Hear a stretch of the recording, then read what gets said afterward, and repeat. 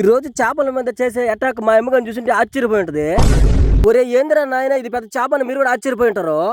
నేను బట్టే చేపలని నాకు ఆశ్చర్యంగానే ఉంటాయి.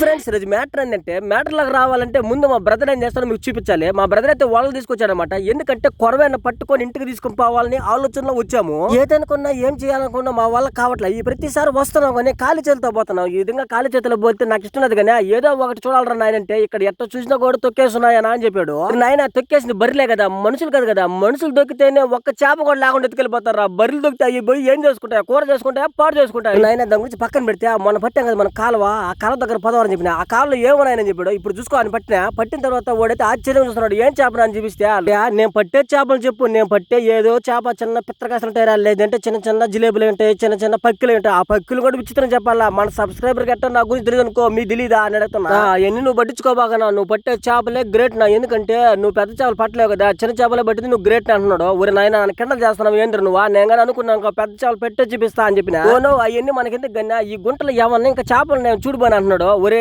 నేను కానీ అనుకున్నాను దీంట్లో కొరమైన నాకు దొరకాలా, మీ అంతే నేను తేల్చేస్తాను అన్నట్టుగా అయితే ఎతుకుతా ఉన్నా. ఎతికినప్పుడు కూడా నాకు చిన్న చిన్న చేపలు దొరుకుతాయి కానీ పెద్ద చేపలు దొరకట్లా. లాభం లేదురా, నాలో ఉండే ప్రతాప్ మీకు చూపించాలని వేస్తే దోమతెర తీసుకొచ్చి మా ఊడికి ఇచ్చిన. మా ఊడి దోమతెర పక్కన పెట్టేస్తే చేతులతో పట్టిన సాలు కానీ ఈ గుంటలో పోయి దోమతెరతో పట్టాలంటే ఎన్న ఎటువంటి వాడైతే ఎన్న అన్నట్టుగా ఒక్కసారి నా ఆశ నెరవేర్చండి.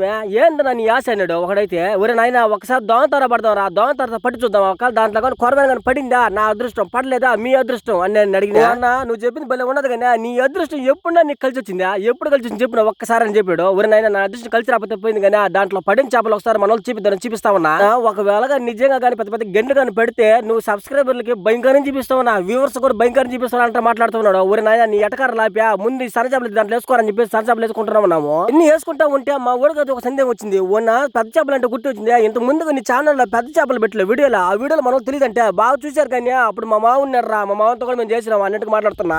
దాని గురించి పక్కన పెడితే మెయిన్ మ్యాటర్ కొద్దాం. ఇంతకీ ఈ చేపలను ఎవరు రా చేసుకుని తింటారంటే మా వాళ్ళైతే కాదురా స్వామి, మేమైతే దాన్ని వల్లలేమో, దాన్ని తోమలేమో, మా వల్ల కాదని చెప్పారు. లాస్ట్ కి నీ వల్ల అవుతుంది, నువ్వే చేసుకుని తిన్నా అని చెప్పారు. పట్టేదే ఒక లెక్క అయితే నడుచుకొని పోతే ఒక లెక్క అయిపోతుందిరా. ఏంద్రా ఇంత దూరం వచ్చినావు నాయన అనిపించింది నాకైతే. ఎందుకంటే ఈ ఎండలో ఇంత దూరం నుంచి రావడం, ఇంత దూరం పోవడం అంటే మా అమ్మ వాళ్ళనే. మా అమ్మ కోసం ఎంత దూరం పోతా, ఎంత దూరం వస్తా. ఎందుకంటే మా అమ్మ బాగా తినాలా, బాగా మా వాడికి పాలు ఇవ్వాలా, మా వాడు బాగా పుష్టికి రావాలనేసి ఎంత దూరం పరిగెత్తుకుని పోతున్నా. ఏదైనా సరే మా నోడు కోసమే కదా, మా అమ్మ కోసం కదా అన్నిటికీ నేను పరుగులు తీస్తా ఉన్నా. ఇంతకీ ఈ వీడియోకి ఒక లైక్ చేసి, ఈ వీడియో కామెంట్ చేసి సబ్స్క్రైబ్